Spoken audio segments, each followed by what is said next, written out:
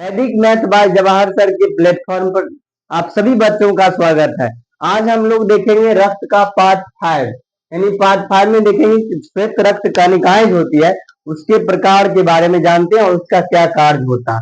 तो चलिए शुरू करते हैं। देखिए, पहला बताए थे इससे पिछले वीडियो में भी कि डब्ल्यूबीसी जो होते हैं वो दो प्रकार के होते हैं, एक कणिका में होते हैं और दूसरा होता है अकणिका में, यानी एक ग्रेनुलोसाइट और दूसरा क्या होता है, ग्रेनुलोसाइट। अब इसके भी प्रकार होते हैं, ये भी 3 प्रकार के होते हैं और ये अकणिका में 2 प्रकार के होते हैं। अब पहले देखते हैं अकणिका में। अकणिका में जो होते हैं उसमें आता है लिम्फोसाइट और दूसरा आता है मोनोसाइट। इसको याद कैसे रखेंगे? एक ग्रेनुलोसाइट को आलम से याद रखेंगे, इसका प्रकार ALM, A for agranulocyte, L for lymphocyte और M फॉर मोनोसाइट। यानी आलम अगर याद है तो एग्रेनुलोसाइट का प्रकार आसानी से याद रख सकते हो। बाद बाकी जो बचा वो किसके अंतर्गत आता है? कनिकामय के अंतर्गत, न्यूट्रोफिल्स, एसिडोफिल्स और बेसोफिल्स। अब चलते हैं इसकी मात्रा कुल डब्ल्यूबीसी में कितना होता है, एक एक का टाइप्स का देखते हैं। अब ये जो होता है न्यूट्रोफिल्स, कुल डब्ल्यूबीसी का 60 से 65% भाग होता है। एसिडोफिल्स 2 से 3% भाग होता है। बेसोफिल्स जो होता है 0.5 से 1% होता है। मोनोसाइट 6 से 8% होता है और लिम्फोसाइट 20 से 25% होता है। ये अभी तो याद नहीं होगा, लेकिन आप चलिए देखते हैं कि आसानी निमोनिक के साथ आपको याद कराते हैं। निमोनिक है बम लाओ, बम लाओ, यानी बी फोर क्या होता है? बेसोफिल्स।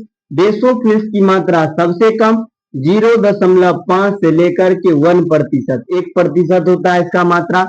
एक को अगर दुगुना करेंगे तो 2। अगला जो इसका नाम क्या है? ए फोर क्या हो जाएगा? एसिडोफिल्स। इसकी मात्रा 2 से 3% हो जाएगा। उसके बाद M4 मोनोसाइट, मोनोसाइट 3 का दुगुना करेंगे 6 से 8%, 8 में 2 जोड़ेंगे 10, यानी 10 दूनी 20, यानी 20 से 25% हो जाएगा लिम्फोसाइट हो जाएगा। और न्यूट्रोफिल हो जाएगा 60 से, इसे 25 में 5 जोड़ेंगे 30, 30 दूना 60, यानी 60 से 65% भाग जो होता है वो क्या होता है? न्यूट्रोफिल्स का होता है। यानी बम लाओस इस प्रकार याद रख सकते हैं, यानी इंक्रीजिंग ऑर्डर में, यानी सबसे कम मात्रा बेसोफिल्स का, सबसे अधिक मात्रा न्यूट्रोफिल्स का होता है। अब देखते हैं इसका जो केंद्रक होता है वो अलग अलग आकार के होते हैं। अब उसका केंद्रक देखते हैं कैसा होता है। ये जो इसमें केंद्रक देखते होइएगा, ये न्यूट्रोफिल्स का जो केंद्रक होता है इसमें देखिएगा 3 से 5 पाली का होता है। जैसे 1 पाली का, 2 पाली, 3 पाली, 4 पाली, इस प्रकार ये 3 से 5 पाली का इसका केंद्रक डिवाइड रहता है। अब चलते हैं एसिडोफिल्स का। तो एसिडोफिल्स में 2 पाली होते हैं, एक ये पाली और दूसरा ये पाली, इसलिए इसका केंद्र क्या लिखे हैं? द्विपालित होते हैं। बेसोफिल्स की बात करें तो ये त्रिपालित होते हैं और एस आकार का ये संरचना दिख रहा है इसे एस आकार का, एस आकार का केंद्रक होता है। मोनोसाइट की बात करें तो ये किडनी आकार का होता है और लिम्फोसाइट की बात करें तो इसका जो केंद्रक होता है सबसे बड़ा पूरे सेल्स में फैला रहता है। अब चलते हैं इसके अन्य नाम क्या होते हैं। न्यूट्रोफिल्स के अन्य नाम क्या होते हैं? PMNL कहते हैं। बहुत बार जनरल कंपटीशन में क्वेश्चन पूछा हुआ है PMNL किससे संबंधित है या किसका दूसरा नाम होता है। PMNL मतलब पॉलीमॉर्फोन्यूक्लियर ल्यूकोसाइट, क्योंकि इसका जो न्यूक्लियस होता है वो अनेक आकार के हो सकते हैं, इसीलिए इसका नाम होता है पॉलीमॉर्फोन्यूक्लियर ल्यूकोसाइट। और इसी का अन्य नाम होता है माइक्रोपोलिसमैन भी होते हैं, क्योंकि इसका काम होता है रोग जनक का भक्षण करना, यानी जीवाणु या विषाणु सब का भक्षण करता है, इसलिए इसको कहते हैं पुलिसमैन, माइक्रो बोला जाता है। और दूसरा होता है macro policeman. Macro policeman monocyte को बोला जाता है, क्योंकि ये जो मोनोसाइट होते हैं वो सबसे बड़ा डब्ल्यूबीसी होता है और इसका भी काम होता है रोगों का भक्षण करना। पुलिस का भी काम होता है रोग मतलब रक्षा करना, शरीर को मतलब रक्षा करना, तो इसका काम होता है मैक्रो पुलिसमैन। कहने का मतलब इसको बोला जाता है मैक्रो पुलिसमैन मोनोसाइट को, और इसको बोला जाता है माइक्रो पुलिसमैन न्यूट्रोफिल्स को बोला जाता है। दोनों का काम होता है रोग जनकों का भक्षण करना।